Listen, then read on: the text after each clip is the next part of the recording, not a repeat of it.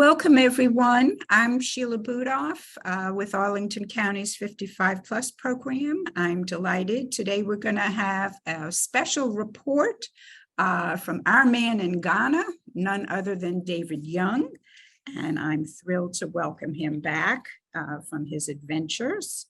This program is being recorded, and the recording will be posted on the 55 Plus YouTube channel as time permits. Our speaker will be spotlighted so that only he will appear in the recording. Okay, so I am very, very honored that David Young is going to be speaking with us. David has had a long and distinguished career as a senior diplomat with the State Department. From 2018 to 2020, he served as acting director and deputy director of the State Department's Bureau of Conflict and Stabilization Operations, the Africa team. He led a team of 25 to support U.S. embassies in Africa to mitigate conflict through deployed experts, data-driven analysis, and $7 million of innovative programming. I've teased David several times that my view of what he's been doing is to bring about world peace, but that is actually exactly what he was doing. He coordinated an effort to work with African embassies to stabilize conflict-afflicted areas, counter violent extremism, and enhance African governments' ability to manage these challenges. David's job was to lead the formulation and implementation of U.S. conflict prevention and stabilization strategies, policies, and programs to anticipate, prevent, and respond to conflict that might undermine U.S. national interests. Before that, from 2015 to 2018, he was Deputy Chief of Mission for the U.S. Embassy in Burkina Faso in Western Africa, working to advance peace and security. And before that, he held high-level positions at the State Department in charge of economic policy in Africa. He has an MBA from the University of Michigan. He retired from the State Department in 2020.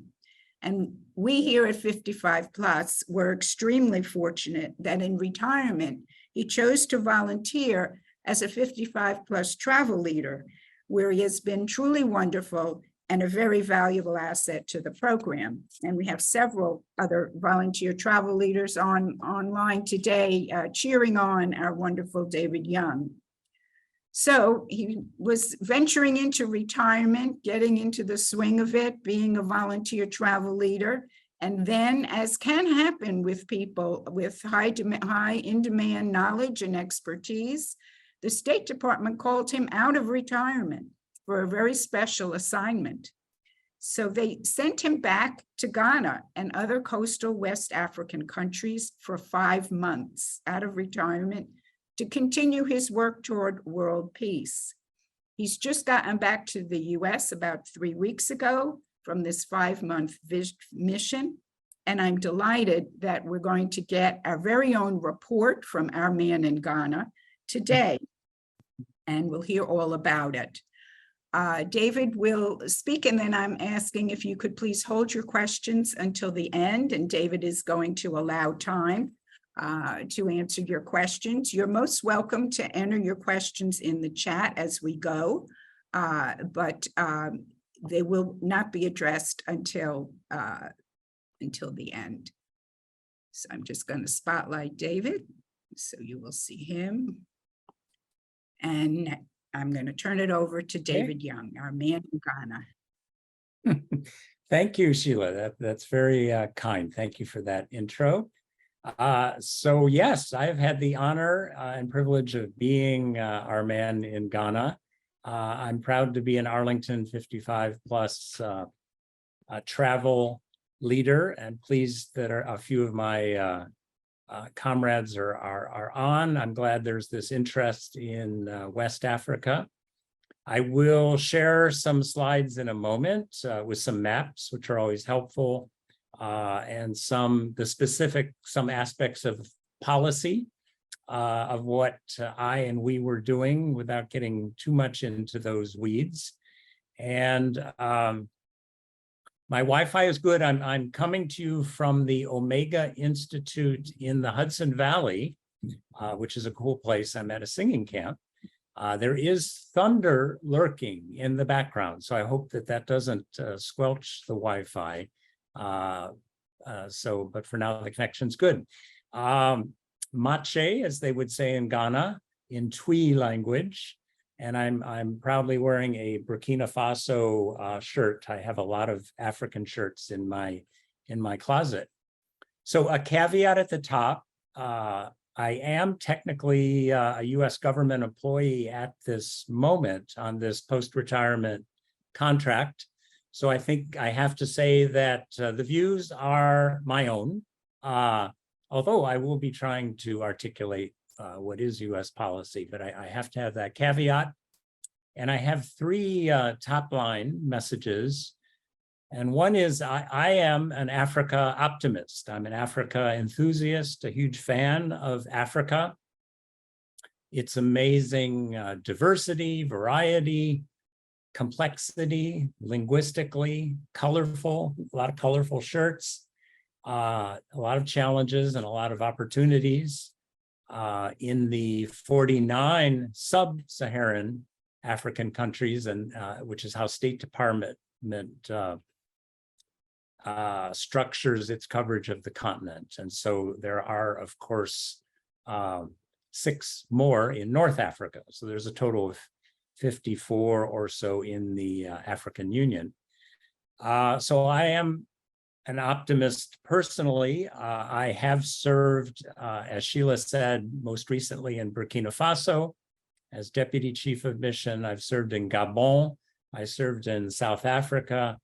I served as a Peace Corps volunteer in Cameroon, so a lot of African French, and I've traveled in many other countries for work or pleasure. So a huge Africa fan. My second main point is I really think that the U.S. role is incredibly positive as a partner to African countries. We're doing great work in security assistance, development assistance, and I think that role is important. And I really saw that when I was helping to lead the mission in Burkina Faso. I can speak more about that. Sadly, the trajectory there has gone badly lately from a security and a democracy perspective, which is sad. And part of the reasons for my mission of going back to Africa. And my third point is that there are U.S. interests for us to support these African partners in remaining stable, remaining prosperous, remaining peaceful. There's U.S. citizens in all these countries. We trade with these countries. We all lose when there are vulnerabilities that can lead to failed states or near failed states. And sadly, there are a few in Africa. So I'm going to start my screen share and we'll see if that works. Okay, you should see me and a slide. Okay.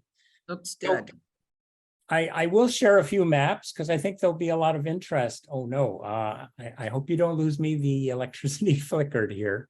And so I was living in Ghana, but covering multiple countries, and my actual role was supporting the Global Fragility Act, which is U.S. government legislation, which under the legislation and under the Biden administration identified some pilot countries and one pilot region. And so that pilot region is coastal West Africa, which is 5 countries. And I'll show you a map in a moment. Ghana, Cote d'Ivoire, Togo, Benin, and Guinea. And so under the law, we were tasked to come up with a strategy. So we have a US strategy to prevent conflict and promote stability in coastal West Africa, which we affectionately call SPCPS, a good acronym.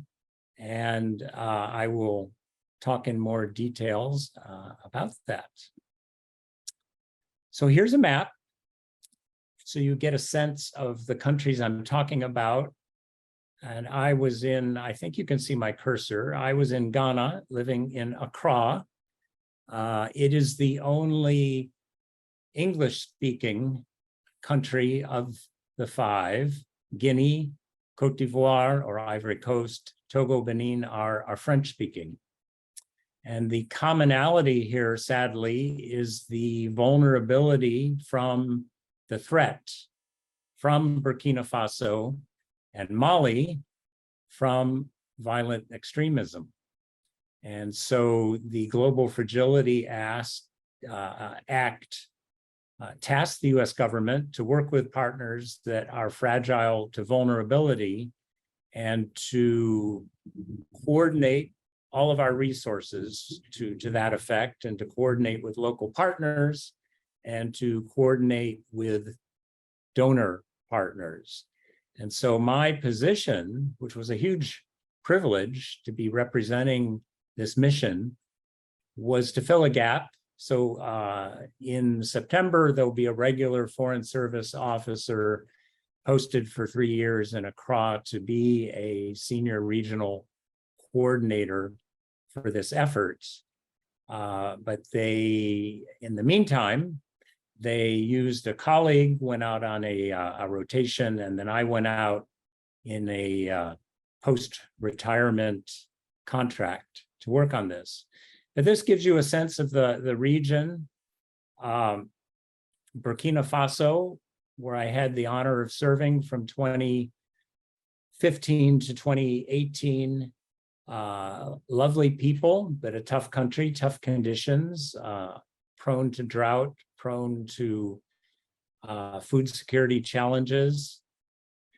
And sadly, over that time and even more later, the country fell victim to violent extremism, terrorists coming from Mali, and then being successful in recruiting economically disenfranchised people at the borders in particular, who became tempted by joining this. So they're poor people that were not getting services from their government and succumbed to this temptation of some money to help the extremists or join the extremists or just turn a blind eye. So our efforts are focused now where the threat is emanating from Burkina Faso in particular. There are attacks sadly happening to some extent in Benin and in Togo in the north. Ghana, thankfully not yet, but some experts think it could be a matter of time. Cote d'Ivoire has had some attacks in the past, lately not so much, and Guinea has had refugees. All these countries now host refugees that can bring challenges with them, and governments don't always treat refugees as they should under their laws or international laws. And that can stigmatize and add to more recruiting of violent extremists as well. So for example, there's a group called the Fulbe or Fulani that live all across the Sahel. They tend to be herders. They're doing what's called transhumance. That is, they migrate with the seasons and water, herding cattle. And these people tend to live on the margins. They are a different ethnic group, but they exist perhaps in the millions all across the Sahel. And sadly, these are the people that have been stigmatized and then blamed for attacks and then suffer retribution, as has happened in Burkina Faso. So some of our programming, as an example, is to work on Fulbe or Fulani inclusion rather than exclusion in terms of documentation, in terms of voting, in terms of participating in leadership structures, traditional chieftaincies, supporting women's groups, peace councils, and dialogues. So those are just some examples of the work we're doing in the region. So this names the countries again in coastal West Africa, for which we're working on under the Global Fragility Act, and for which we've come up with a 10-year plan, symbolic of our long-term commitment. It represents Vice President Kamala Harris traveled to Ghana when I was there, which was very cool. I got to shake her hand. It's a huge lift for a U.S. embassy to support a vice president on the ground for almost 3 days. But she announced over $100 million in U.S. government security assistance under this program. It's a little tricky because we have different budget cycles and some of it still is notified to Congress. And so a lot of work went into what the right number could be used at this point from a technical budget perspective. But the point is significant resources that are controlled by the Department of State, my home agency, the United States Agency for International Development, USAID, the Department of Defense, DOD, and the Department of Treasury is involved. But from my perspective, it was mainly the 3 Ds, diplomacy, development, and defense that we were working on and trying to be efficient, non-duplicative, so coordinating with ourselves first and then with other donors on our efforts. And this funding is intended to be catalytic. And so it will inspire and catalyze other funding that in turn advances this important strategy in this area. So our main goal here is prevention. So in these 5 countries, they face a threat and a vulnerability, but apart some somewhat isolated attacks in the north, they are not full conflict zones like Sudan or what has happened sadly in the past in Ethiopia, to some extent in the Democratic Republic of Congo. So the main goal is the prevention of conflict before it happens. You know, if the conflict has happened, then it's too late. And this is something that all the ambassadors in the 5 embassies repeated, that the prevention window is closing. And they would say that to US Congress officials and administration officials, that we all need to have a sense of urgency to support our partners in this vulnerability.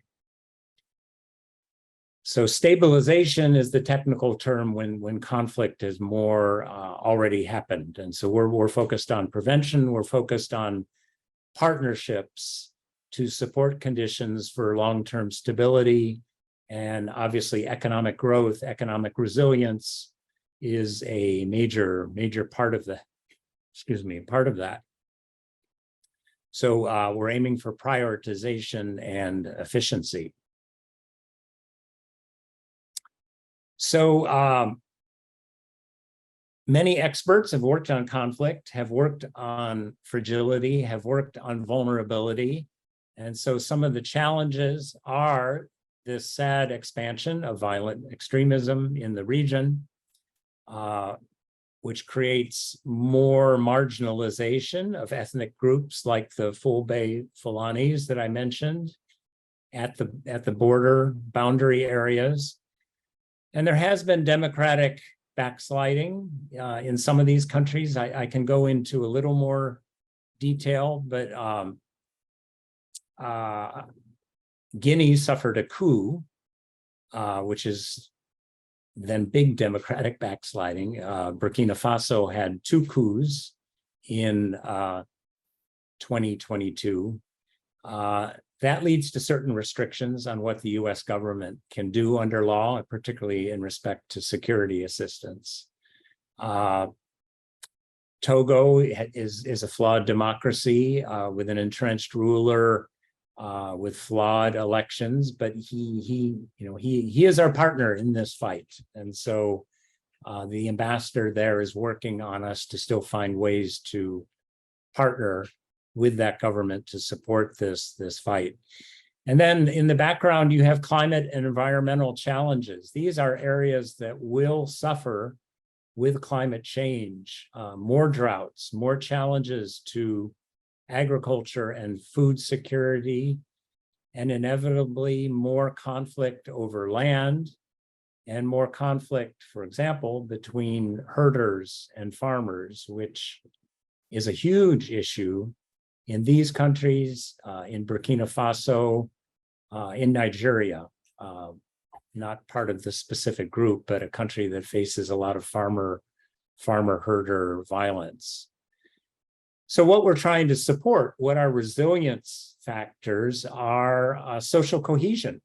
So building more strength in these border communities, fostering dialogue, fostering work to mitigate some cleavages over chieftaincy disputes, which may or may not have an ethnic component. For example, in northern Ghana, there are some longstanding chieftaincy disputes.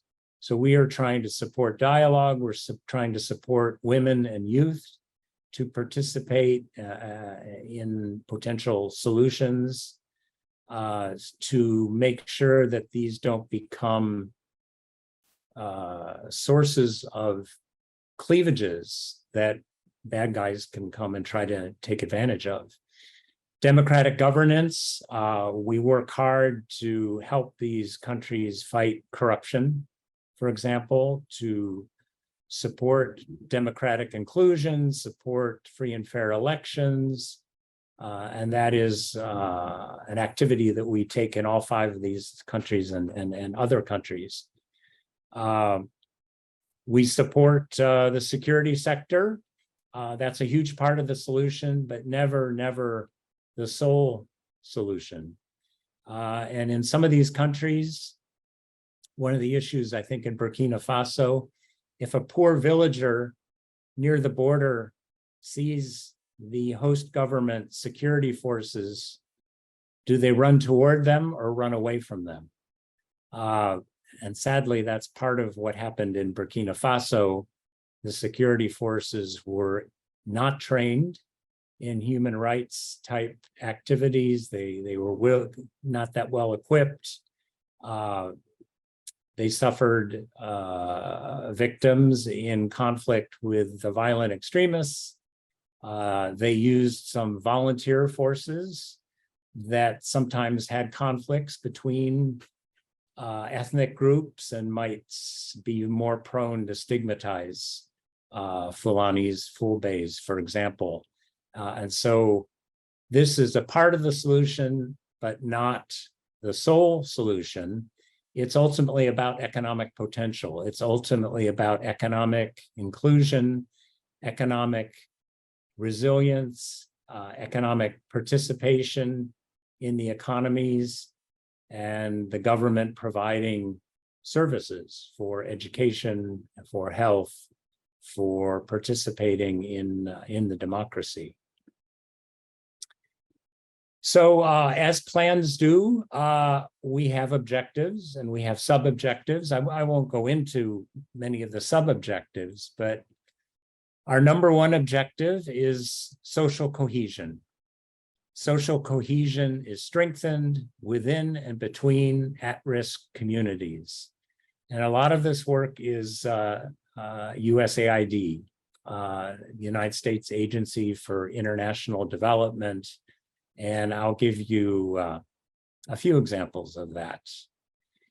Number two is improved government responsiveness, inclusion, and accountability to at-risk communities. So supporting governments to be present, to be there, providing services, that senior officials travel to the North, that they have that symbolic visibility and awareness. So we've fostered those kinds of meetings and exchanges. And of course, government services include healthcare, education, fair taxation, all these kinds of things. So number three is enhanced security force responsiveness and accountability to at-risk communities. So making sure they are trained and equipped and following appropriate practices, and they're not stigmatizing or victimizing particular communities, that they're focusing on the violent extremists, and in turn that there is a judicial system that supports these efforts, so that when violent extremists are captured and face trial, there is a fair system for that kind of important accountability. So our vision here, of course, is for collaboration. So our priorities have to align with the existing host nation partner plans and strategies. We can't want it more than they do. We can't fight their fight for them. That's not what US taxpayers want us to do.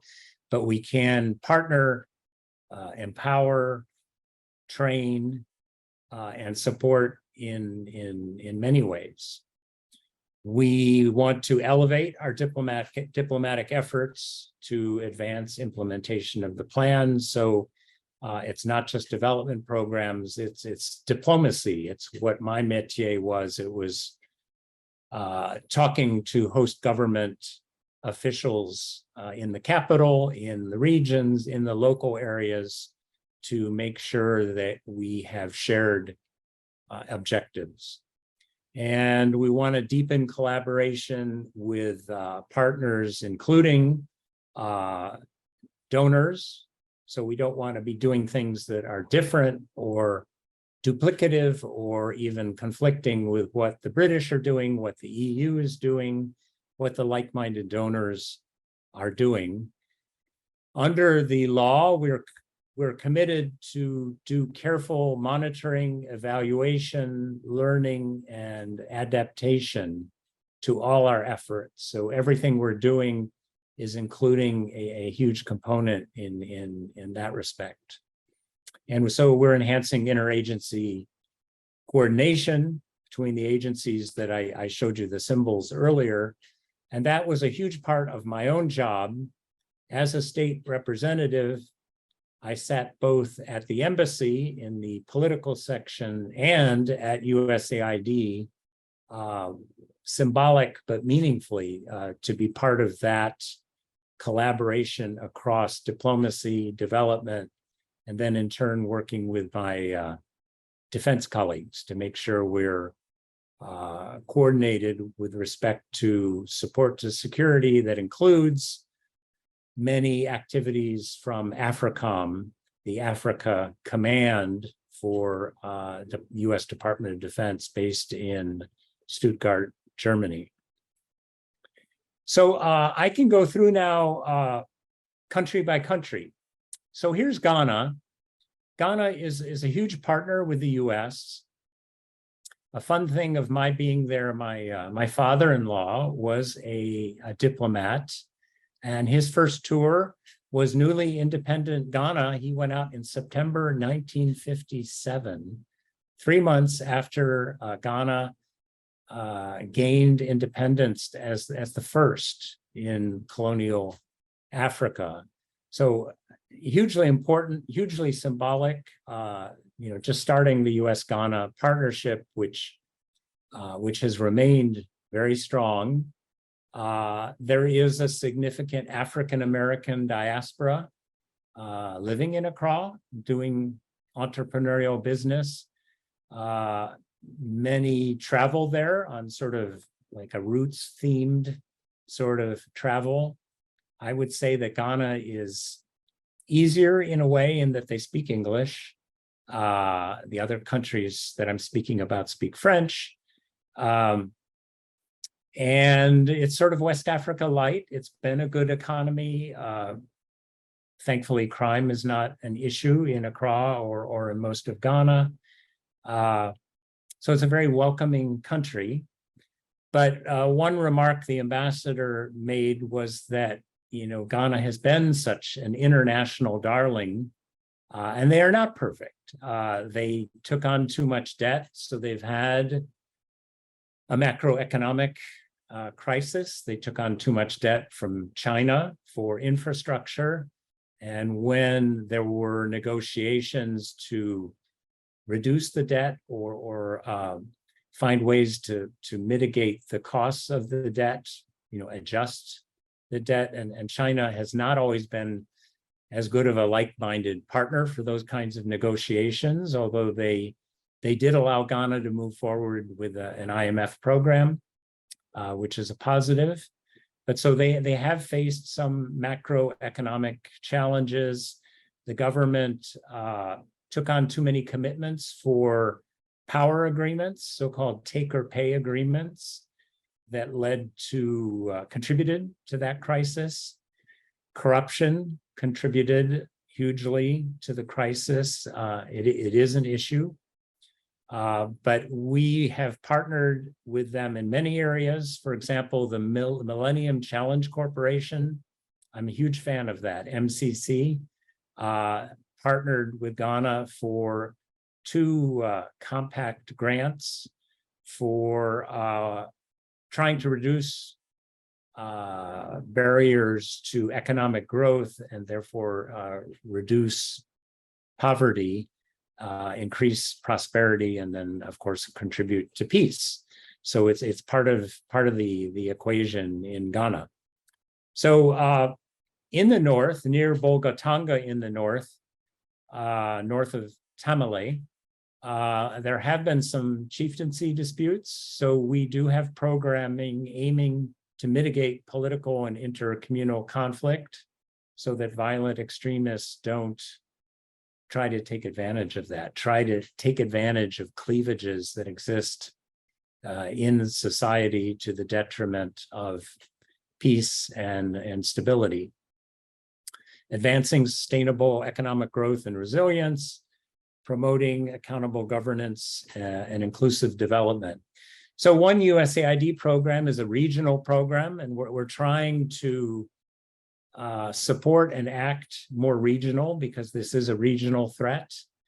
So there is a specific program out of the USAID Office of Transition Initiatives that is bringing significant funding to partner with local partners that support, for example, one example is supporting Queen Mothers. It's a traditional structure in many parts of traditional Ghana, but to train and empower them to be stronger, more active, more connected in dialogue, because it had been sort of shunted aside over the years. And I had a chance to meet a group of Queen Mothers who came from the north of Ghana and were supported by this program. And I was just wowed by their commitment for supporting peace and dialogue in northern Ghana and in the region. So Benin is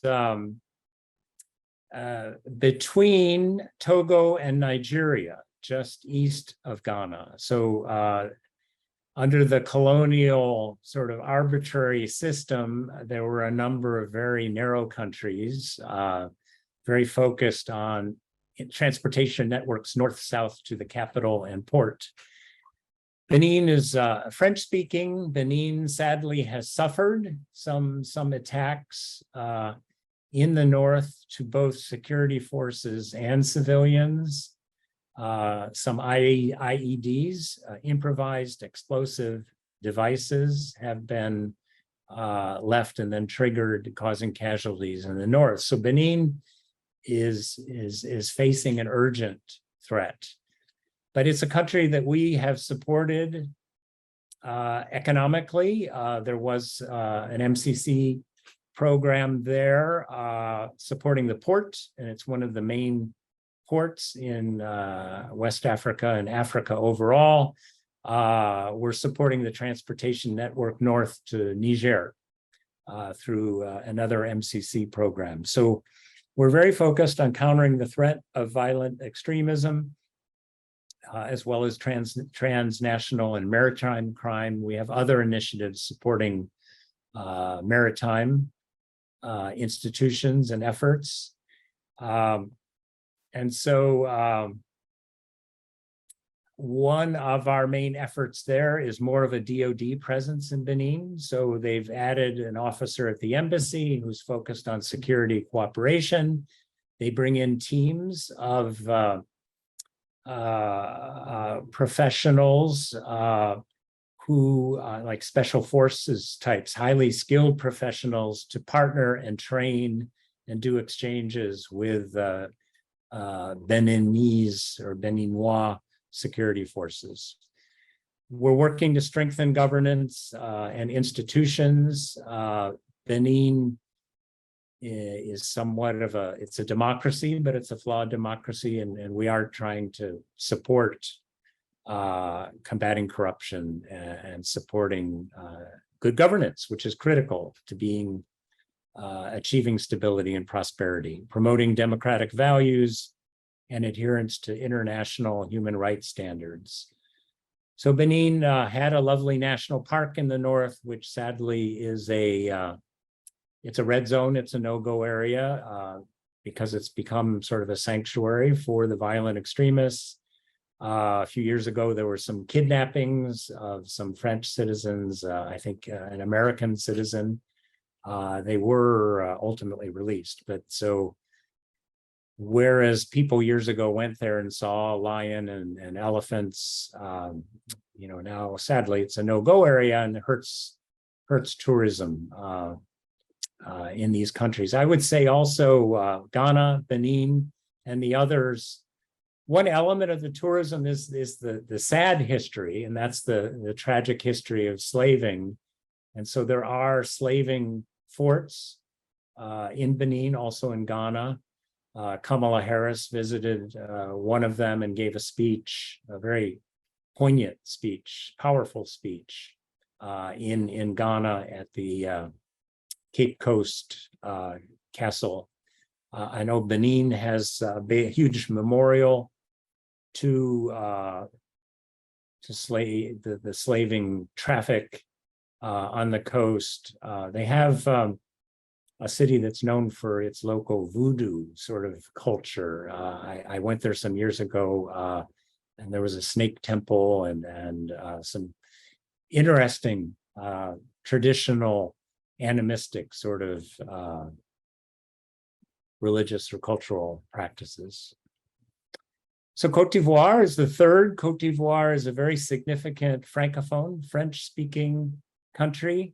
Yamoussoukro became the administrative capital, but Abidjan is the commercial capital. It has a very developed central business district with skyscrapers, tall towers. So Côte d'Ivoire probably is the most developed commercially, but it's a country that has had domestic violence around elections. So they had a civil war in the early, I might be getting my dates wrong, the early 2000s, even up to 2010. There was conflict around elections that erupted in some civil war. There was UN involvement.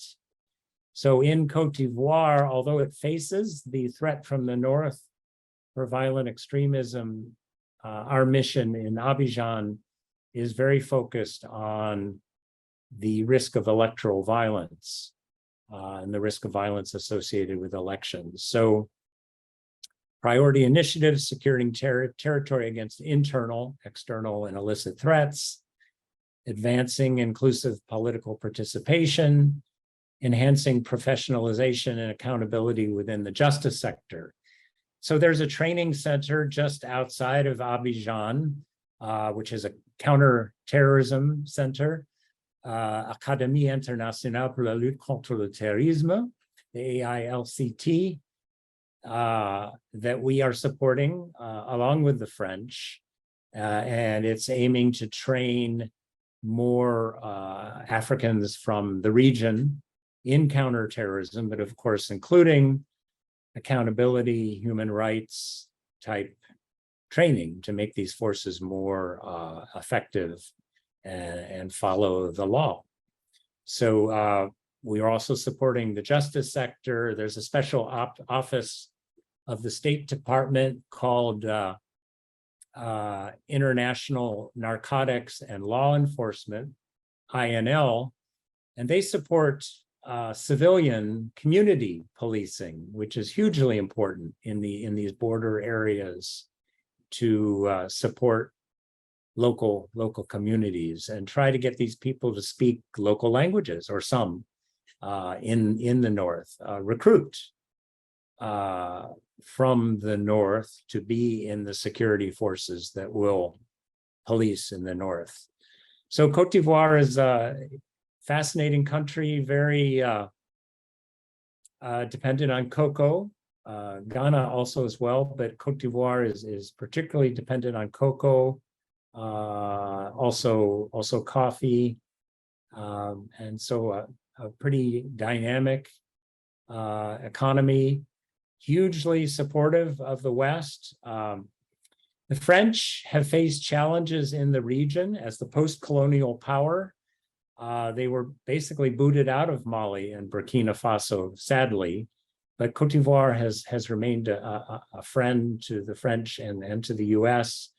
And one issue here is countering malign influences, as we say, like Russian influences, Wagner militias, which are strong in Mali, dallying with Burkina, and they're effective with social media, and they've done some awful videos targeting the French in Cote d'Ivoire. So that's one area that we're focused on, and strategic communication is another line of effort.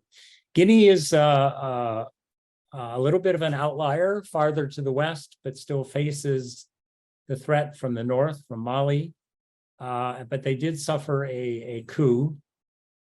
And so our focus here is supporting democratic inclusion and good governance, also improving border security, rule of law, human rights, and justice. So USAID has many programs here.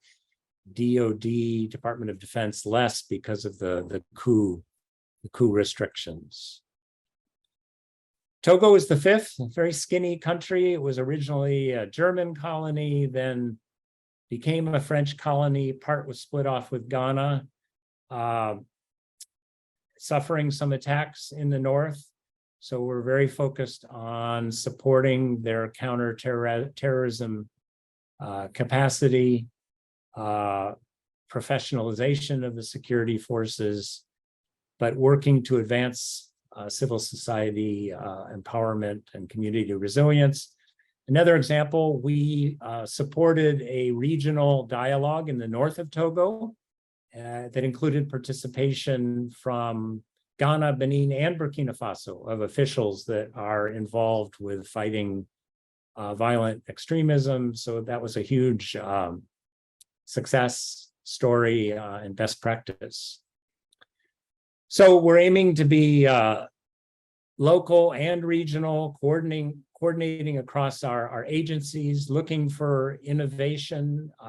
We can take initiatives and fail and document it and pivot and do different things and apply broadly lessons learned from the Sahel, where things have gone badly from a security governance perspective. So this then again summarizes our plan, and I do want to wrap up soon so that we can have questions. We want to align all our tools. This is a huge part of what my job involves specifically. Pushing Congress for more funding, more flexibility on funding, using all of our agencies, including economic ones, really focusing on women, peace, and security, and embedding all these efforts, of course, in the embassy integrated country strategies. So this becomes a banner initiative for us. So that's the end of my slideshow, and it's probably a good moment to stop and entertain questions. That was absolutely fabulous, David. Thank you so much. Fascinating. It's like a pilot project. If they could take that and move it on to other areas of the world, we could have world peace. Just build that resilience, working together. It sounds like a great idea. It must feel wonderful to work on something so meaningful. We have an excellent question in the chat already. The question is, how does China fit into the US policy in sub-Saharan Africa when the Chinese provide funding for infrastructure to obtain rare minerals from the various African countries? That is an excellent question, and it is a focus, as you know, from U.S. government policy. We do sort of lump it in the countering malign influence category. Russia is clearly a malign influence in the region. We have some familiarity with the Wagner militias, and they've done some huge human rights violations in Mali, for example. The Chinese situation is a little more nuanced and different. They arguably they do some good things for these countries in terms of supporting infrastructure, roads, ports. They tend to push their debt, and as I said earlier, they're not always as like-minded in terms of Western governments. If it recognize if a country gets over indebted, the country politically cannot be devoting too much of its resources to debt payments. That can lead to coups. That just won't work. So we have pointed out that there's a danger of taking on too much debt. There are examples around the world where the Chinese have tried to take control of infrastructure projects. It happened at the port in Sri Lanka, but we recognize that they contribute. They are a huge trading partner, but so we're very vigilant and sensitive to Chinese intrusion. Might be too strong, but too much of a presence from China. And we've pointed out over the years that in terms of infrastructure development, they are less inclined. I think they're getting better on quality. They cut corners in the type of roads they built that didn't last as long as the Italians or the Americans aren't. We're not developing as many roads. And they're less inclined to transfer technology, train locals, hire locals. So I think China's become a better partner, but in general, there is an active competition, and it's an issue that has increased the visibility of our area and has increased resources and high-level visits. So that's a nuanced answer to a nuanced question. Wow. Have another excellent question in the chat, and that is, can you please be more specific about the types of projects that are undertaken other than training military and security forces? And do you have any specific examples in Ghana? Okay, yes, good question. And actually, under the money for the Global Fragility Act specifically, only a small part is going to security. In fact, in 3D Solidarity, we do want to fund some appropriate security programming to catalyze other DoD funding in that area. But I would say, for example, in Ghana and across the region, there's a USAID program to solicit companies to propose to receive grants to support projects whereby they will be active in the north in these vulnerable areas, contributing to prosperity and economic growth through employment, through trade. And so that is a program that started in the first budget cycle over the last year, and they are vetting and selecting companies with whom to partner. So it's trying to focus specifically on economic resilience. Another example of a OTI, Office of Transition Initiative, programming was research on Fulbe Fulani social networks. So to understand better, in fact, that's where we learned they prefer to be called Fulbe in English, rather than Fulani, it's Pole in French. To understand their traditional structures and how we can include that in local programming, innovative programming, to empower them to trust their government. Some of them are settled and some of them are nomadic. Some of them are subject to violence in Burkina Faso and have become refugees. So community policing is a big effort, although that's security related, but not Department of Defense. We have another program that is under USAID that is intended to solicit and provide small grants to partners that are ready to respond in specific ways where they can help communities be more resilient and cohesive, particularly including youth and women, some training of youth for some sort of basic economic activities, and contributing to programming for community radio to fight propaganda, to fight, to target communities that might stigmatize the Fulbes, to, discourage that kind of anti-human rights, anti-democratic, anti-stability type practices. So under our program now, there is about, specifically under Global Fragility Act, there's about 25 programs, but Congress has asked us to inventory and include programs that advance the strategy but are not funded directly from the Global Fragility Act. So that is a ongoing challenge to report back to Congress, to the Hill on that. Thank you for that. We have several more excellent questions just rolling in. The next one is, I noticed that Sierra Leone and Liberia are surrounded by countries participating in the Coastal West Africa Initiative, but don't seem to be involved. Why is that? So that's a good question. There was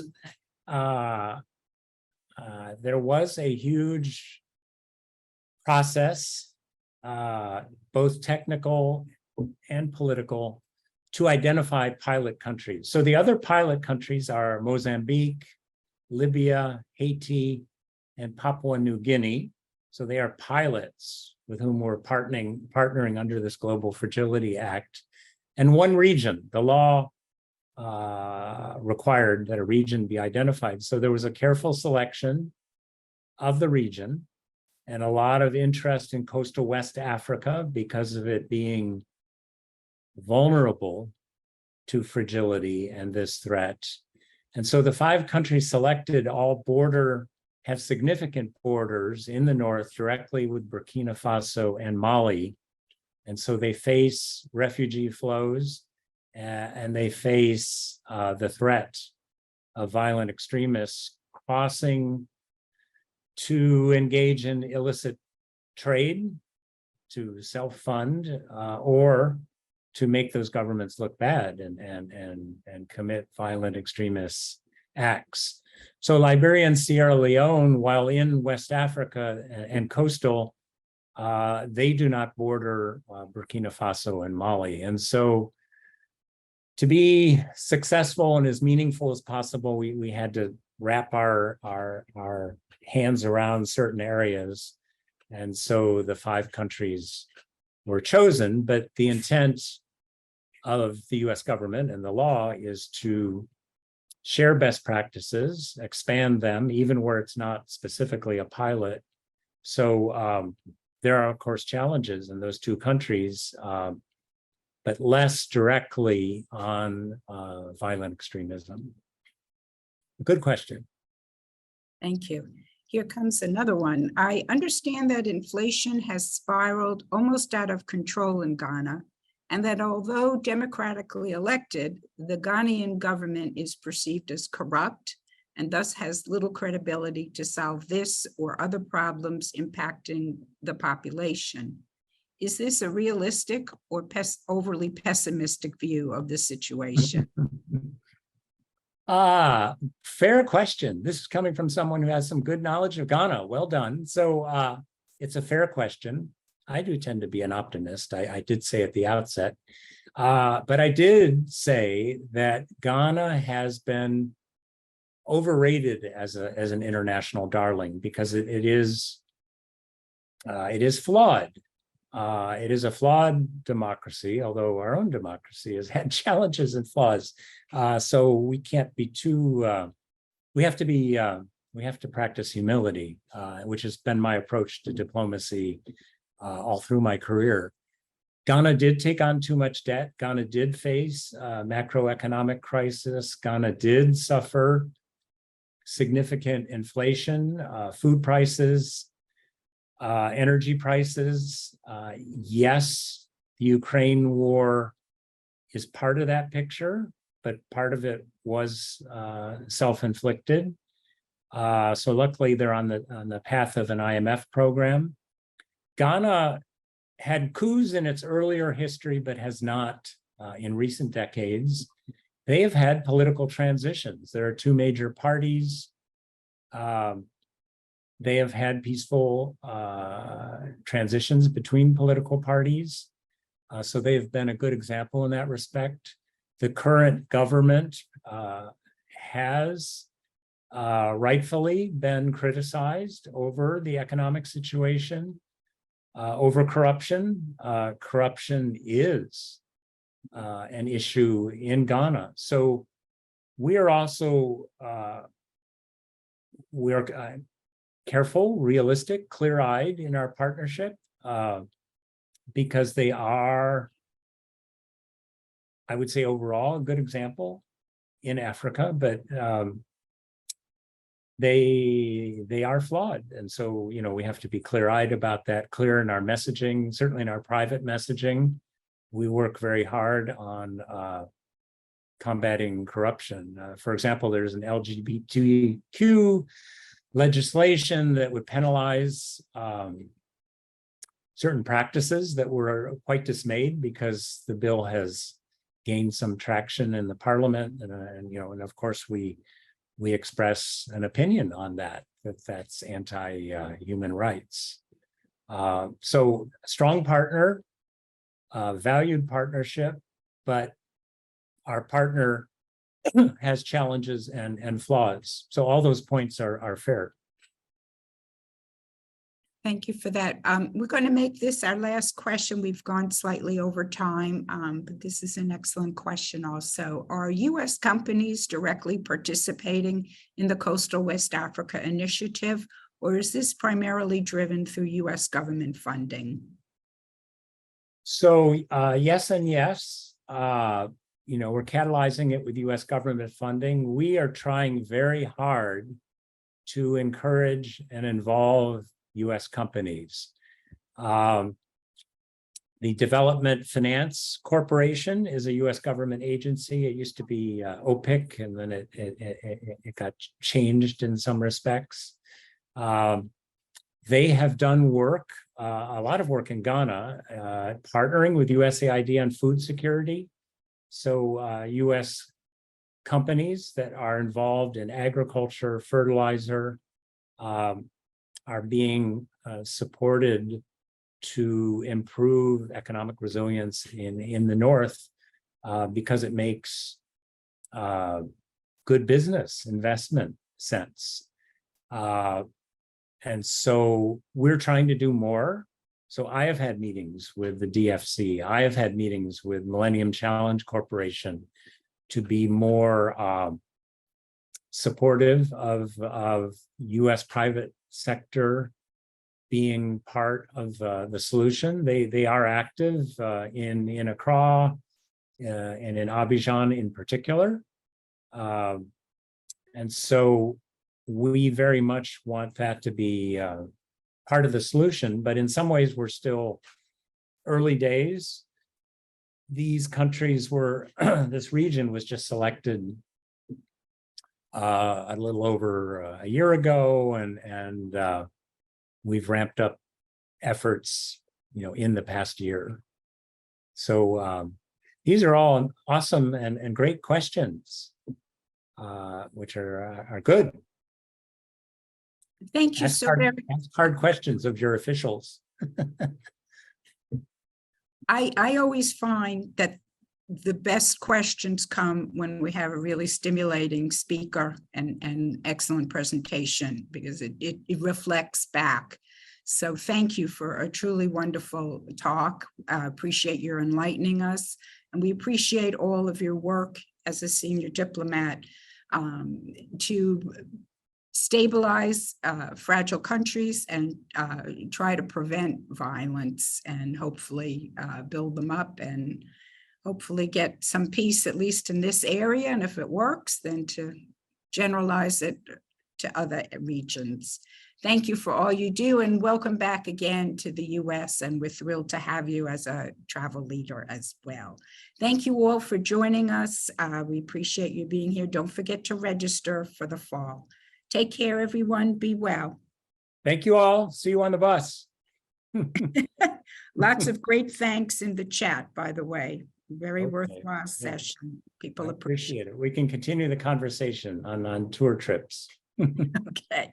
Thank you so much, David. This was wonderful. Thank you all. Bye.